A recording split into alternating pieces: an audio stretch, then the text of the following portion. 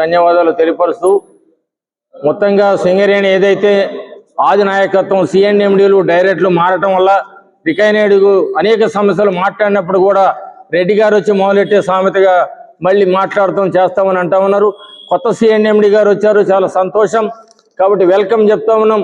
కానీ కార్మికులకి సమస్యలు ఏదైతే ఉన్నాయో గతంలో ఒప్పుకున్నవి కూడా అమలు చేయటం లేదు.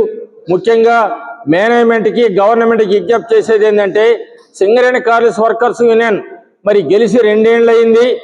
ఇప్పటి వరకు కూడా చాలా సమస్యలు పెండింగ్లో ఉంటా ఉన్నాయి. ముఖ్యంగా మెడికల్ ఏదైతే జరగకుండా మరి ఆఫ్ చేయటం జరిగింది. దానివల్ల కార్మికులు చాలా అవస్థ పడతా ఉన్నారు. అయిన వాళ్ళకు కూడా ఉద్యోగాలు ఇవ్వకుండా ఆఫ్ చేశారు. అదే కాకుండా ఇన్కమ్ ట్యాక్స్ పెరిక్స్ పైన ఇన్కమ్ ట్యాక్స్ ఏదైతే ఇస్తామని చెప్పారు, 91 కోట్లు అయితే అని చెప్పారు, అది ప్రభుత్వం చేతిలో ఉందని అది కూడా ఆపటం జరిగింది. సొంత ఇల్లు పథకం ఏదైతే ఉందో దాన్ని చేస్తామని చెప్పారు, అది గవర్నమెంట్ అంటా ఉన్నారు.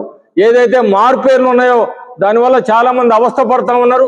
ఆ మార్పేర్ల పిల్లలు కూడా వాళ్ళు దిగిపోయినా కూడా పిల్లలు ఉద్యోగాలు లేకుండా ఉంటా ఉన్నారు. మార్పేర్లను మారుస్తాము, ఏదైతే ఉందో మరి గవర్నమెంట్ గొప్ప చెప్పామన్నారు, అది కూడా చేయకుండా ఆఫ్ చేస్తామన్నారు. ఏదైతే ఈ యొక్క కొత్త ప్రాజెక్టులు రావాలో ఆ ప్రాజెక్టులు పెండింగ్లో ఉంటా ఉన్నాయి. ఇంతవరకు దాన్ని పరిష్కారం చేయటం లేదు, దాన్ని ఫాలోఅప్ చేయటం లేదు. కాబట్టి ఇక్కడ మీ చైర్మన్ గారు కానీ మరి డైరెక్టర్ కానీ యజమాన్యాన్ని కానీ చెప్పేది ఏంటంటే, సింగరేణి ఆర్థిక పరిస్థితి బాగలేదని చెప్తా ఉన్నారు.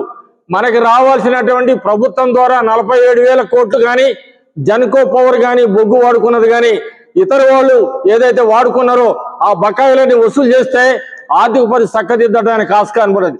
అందుకనే రికైనేడ్ యూనియన్గా మేమందరం కూడా ఇతర యూనియన్లు కలుపుకోలేనా ఈ సింగరేణి కార్మిక సమస్యల పైన స్పందించడానికి ఒక ప్రణాళిక చేయడం జరిగింది.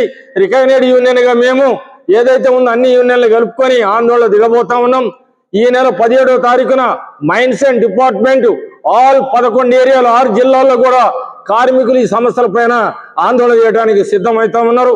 అదే కాకుండా 18వ తారీఖున శ్రీరాంపురం నుంచి త్రోడ్ సింగరేణి 11 ఏరియాలు కూడా అన్ని బెల్లంపల్లి, రామగుండం, మందమర్రి, శ్రీరాంపురం, భూపాలు అన్ని కలుపుకొని కొత్తగూడెం రీజన్తో సహా మరి జాతా ఒకటి పెట్టడం జరిగింది. కార్మికులు అన్ని విషయాలు చెప్పి ఈ యొక్క కంపెనీ పొజిషన్ని ఏదైతే మేనేజ్మెంట్ యొక్క వైఖరి, గవర్నమెంట్ వైఖరి కూడా చెప్పడానికి ఈ ప్రయత్నం చేస్తా ఉన్నాం. అట్లాగనే ఇప్పటికి కూడా కోడ్ ఆఫ్ డిసిప్లిన్ ప్రకారంగా స్ట్రక్చరల్ మీటింగ్లు జరగడం లేదు. కాబట్టి జరపాలి ఇమీడియట్ గా. ఈ ఆందోళన జాతా చేసి అందరికి కూడా చేస్తా ఉన్నాం.